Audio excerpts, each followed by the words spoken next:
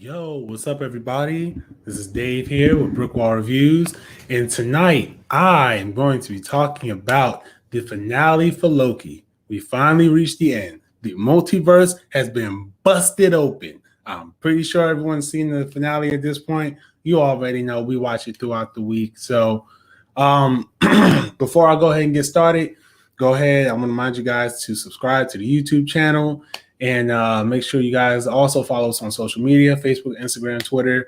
Do many reviews over on Instagram. And make sure you guys check out all of our other content, including last week's review of Loki episode 5. We split these reviews into two. So we did episode 5 last week, and tonight I'm here doing episode 6. I know that you guys are looking like, well, where's Sam? We'd love to hear her opinion on this episode. Well, we're gonna get into that because we watched this episode and I had a bit more to say. Actually, a bit more to say this week, and plus, we have a pretty big review coming up tomorrow. So I think you guys are gonna like what we got planned for tomorrow. It's Space Jam, but make sure you guys tune in for that tomorrow night. I'm gonna go ahead and start talking about this episode of Loki. So this here episode, as all episodes do, come on, say it with me, picks up from the end of the last episode. Now we have Loki and Sylvie coming to confront the TVA. They're at the castle, the tower.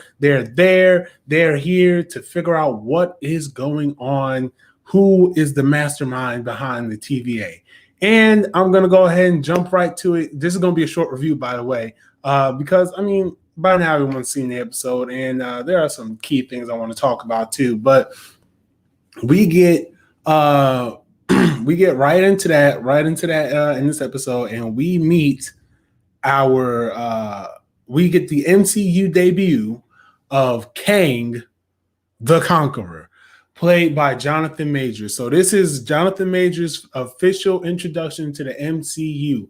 And I have to say, and I was telling Sam this because Sam didn't watch Lovecraft Country, and I said, man, you would appreciate this performance a heck of a lot more if you watch Lovecraft Country, because not Kang the Conqueror, Jonathan Majors' performance in this is very, very, very good. I enjoyed his performance. I enjoyed what he brought to a character that even if you watch the animated Marvel stuff, you don't really see much of, well, at least me, I didn't really see much of who this Kang guy was. But I enjoyed his performance. I enjoyed just him giving a rundown of, I've seen everything. I've orchestrated everything. There's been no free will for X amount of time. And they give his backstory. So this here episode in particular is important, not really to the Loki series, but to the MCU as a whole. This is where we really start to dive into this interconnectivity between the shows into the movies. And so now you can tell, like, what next year's slate of movies: Doctor Strange, Thor, what else is coming out next year? Whatever else is coming out next year. And even some, if you believe all the rumors and theories, I won't believe anything till there's proof, but Spider-Man Far From Home, now we kind of see, okay, and with like I said, with Kang debuting on the big screen in Ant-Man 3, we're getting this origin of Kang that I don't think they're going to retread this origin story. I don't think they're going to go back and say, oh, well, by the way, just in case you didn't see Loki, this is who Kang is. No, I don't think we're going to get that. But I do like that they've given his introduction here, that they've gone through who he is as a character, what his motive is, who he is. And they've shown that this particular version of Kang, which I'll expand on that in a second, this particular version of Kang is, in my opinion, a little bit more maniacal. Well, just a Joker-like. When Sam was, when we were talking about the performance of Jonathan Majors as Kang, we saw some tweets that said how he's more scary than Thanos right now. I was like, I don't want to say scary. I would just say he's more crazy. He's more insane than Thanos. And she was like, well, yeah, he's kind of like the Joker. So he does have this Joker feel to him. And just knowing that there are multiple versions of Kang out there in the multiverse, the official multiverse now, I think this gives Jonathan Majors an opportunity to do so much with portraying different versions of one character. So that's really fun to see. But getting back to the episode, So they meet Kang, and he's, jumping around like, come on, guys, like, you can't kill me. I already know what you're going to do. I already know how this is going to play out. I know everything. But even before they get to that part, Miss Minutes is sent to give them an ultimatum. Like, hey, listen, you don't have to go through with this. Come on, like, hold on, let me say it in her voice. Come on, guys. If you go ahead and just leave all this be, what they call him? He who remains, they call him he who remains. He who remains will go ahead and give you everything you ever wanted. I had to say it in her voice. I'm sorry. So, of course, they reject the offer because they want to meet who this he who remains is. They want to meet him. They want to know who he is, and they want to kill him. So, while they're on the way to that, Mobius shows back up to the TVA, and he confronts, oh, Lord, I always forget her name, Renslayer. He confronts Renslayer, and we see Renslayer kind of trying to figure out, okay, what is going on. She does get a mysterious file that we're not privy to at this time. She does get a file from Miss Minutes that says, oh no, and it comes, of course, from Kang himself, or He Who Remains. And she's like, well, he thinks this will be more useful to you than what you initially requested. Well, she requested information from her like the last episode. So continuing on, that's when we we start to see how the TVA is being led on to the fact that they're all variants. And they do this by showing one of Renslayer's variants, who was just a teacher in the school. And the one TVA agent, the black lady, I forgot what her name is, or in the show and in real life. But she's like, she lures a lot of the TVA to this school, and then Renslayer walks in, and she's like, well, this isn't Renslayer that we know. This is a different version. And so that's pretty much how the TVA is taken down there in that regard. So then now we're back over with Kang and the Lokis, and Kang is explaining, of course, for those of you who know Kang's backstory. I kind of just explained it a little bit too, but I'll go more in depth with it. So Kang is from the 31st century, I believe he said. And in the 31st century, he's one of the people, he's the first person that discovers multiversal travel, that discovers there's a multiverse and finds out how to tap into it, et cetera, et cetera, et cetera. So when he does that, all the other versions of him are doing the exact same thing at the exact same time. So at first it's a harmonious thing. Oh, we all get along. Hey, let's compliment. Hey, nice you, nice that. Hey, nice this. Let's all help with each other with technology. So it's really harmonious thing. But of course, as with everything, there's always one person, or in this case, one version of yourself that's gonna fuck it all up. So, and excuse my language, people, but this one version that messed it up pretty much started the multiversal war, which does tell us that the TVA in some way, shape, or form was telling the truth about there being a multiversal war, but we're being a little shady about it. They were saying like, oh, well, it just started. We don't know how it started. It just, all these people were vying for power, but it was Kang himself. It was like, there was a version of me that was just like, nah, we want to take over, and we all started fighting. And his thing was, Kang, he set out to just make one thing to ensure that the multiverse never breaks out into a war again, ever, at any point in time, period. So he gets to a point where he knows everything that's about to happen. However, he only knew up to a certain point. This is when he starts to offer the two Lokis, Loki and Sylvie. He offers them an ultimatum again. He says, well, you can both kill me now and set the multiverse into chaos, and there's a 99.9% chance you're going to start another multiversal war. Or you can both just come here, take over, tell the TVA what you want, rule this thing how you want, do what you want to do, and I'll just go. He's like, either way, you got to make a decision. So, of course, Sylvie's entire arc throughout the series has been she wants to take down the TVA. Loki, we don't really know. His arc has just been, I'm a changed Loki. So what happens, what ends up happening is that Sylvie wants to continue with her mission. Loki says, no, listen, let's just wait this out. Like, let's just wait. Let's just wait. Which, in my mind, I'm thinking Loki was trying to buy time to see if Kang was actually telling the truth. Because it's like, if we kill him now, then what if he's right? Like, I think he's telling the truth. Like, if we kill him now, this whole entire multiverse thing is gonna break out, and we're gonna have a whole bunch of crap all over our hands, and we're not gonna know what to do, and we're gonna be blamed for this. And so he's like, if we just wait, let's just wait to see what's about to happen. Like, that's how I interpret it. When he's like, let's just wait a minute, wait 1 minute, 1 minute. He kept emphasizing 1 minute. So again, like I said, for me, it was just him just trying to buy time so he could see what's exactly going to happen if they don't make a decision.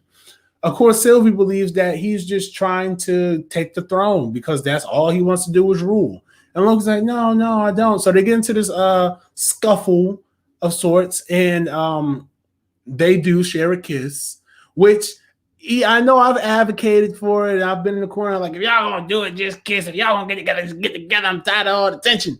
I know I've been in that corner, but it's still creepy to know that Loki technically kissed himself. Like, if you think about it, it's like you're just kissing another version. Like, if I kiss a girl version of me, am I not really just kissing myself? Like, okay, weird question here, guys, but I'm gonna take it there because I have no look. The chains are off. Sam not here to stop me. Nobody's here to rope me in, so I'm gonna rope myself in. I'm gonna let myself loose right now. How about that?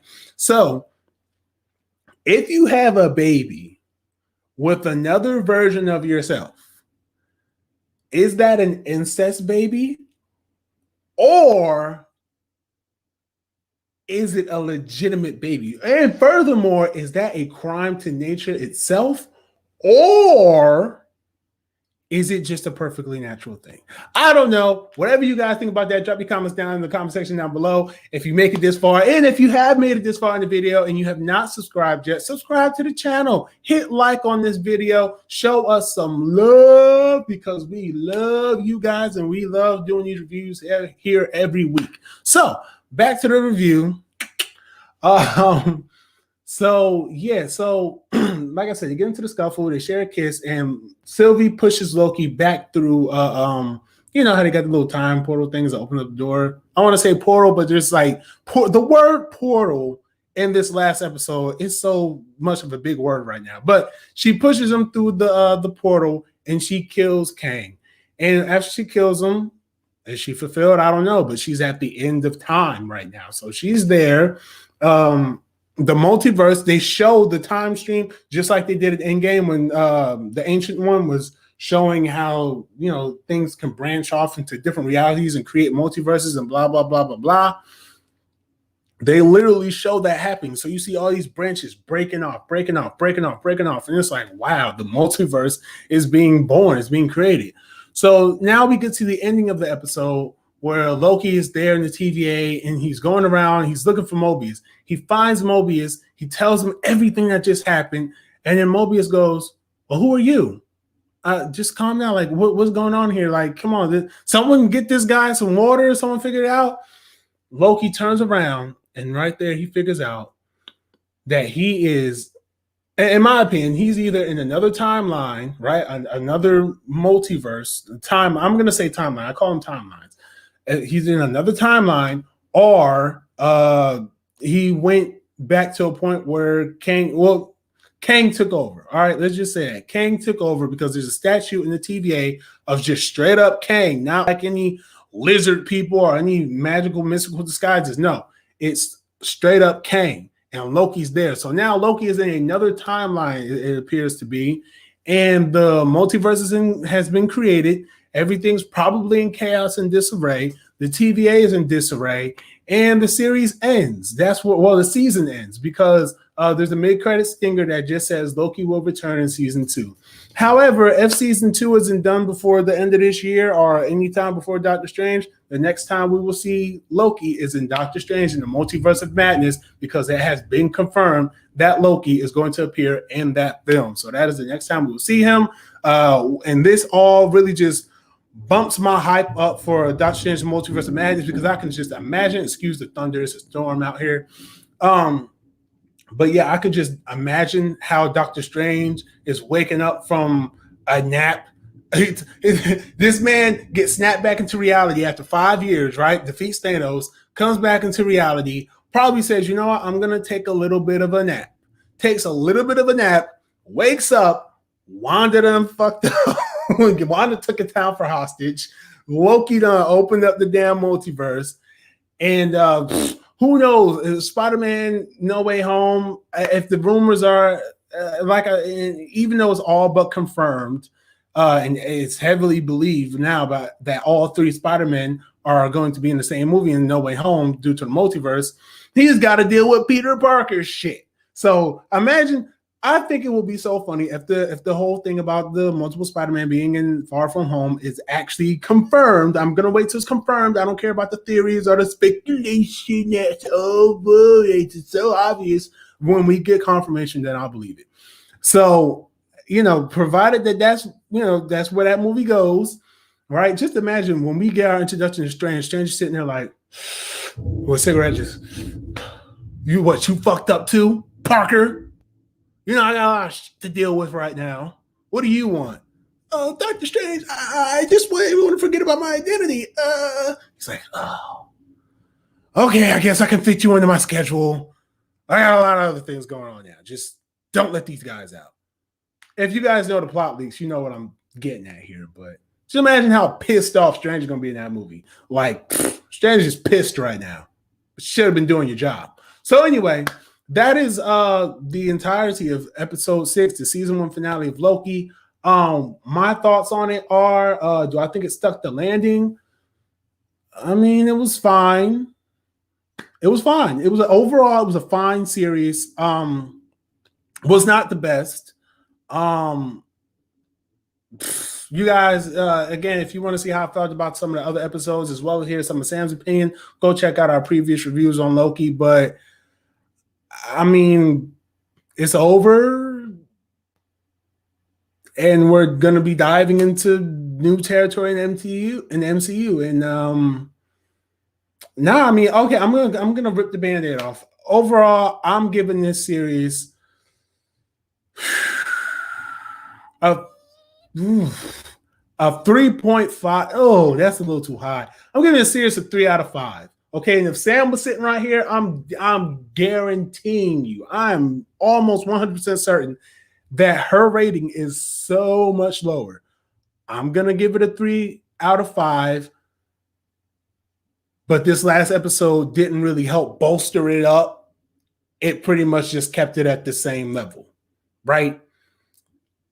I enjoyed parts of the series. I didn't enjoy the series as a whole. I enjoyed parts of the series. Where I would go back and watch WandaVision eventually at some point. I have considered doing that recently. Where I would go back and watch The Falcon and the Winter Soldier. Again, I've considered doing that recently. I would not rush to watch Loki the series again. I will probably watch certain episodes, and I definitely will watch episode 6 just to see Jonathan Majors' performance as Kang again, just in case I needed a little reminder before Ant-Man and the Ant-Man 3 Quantumania.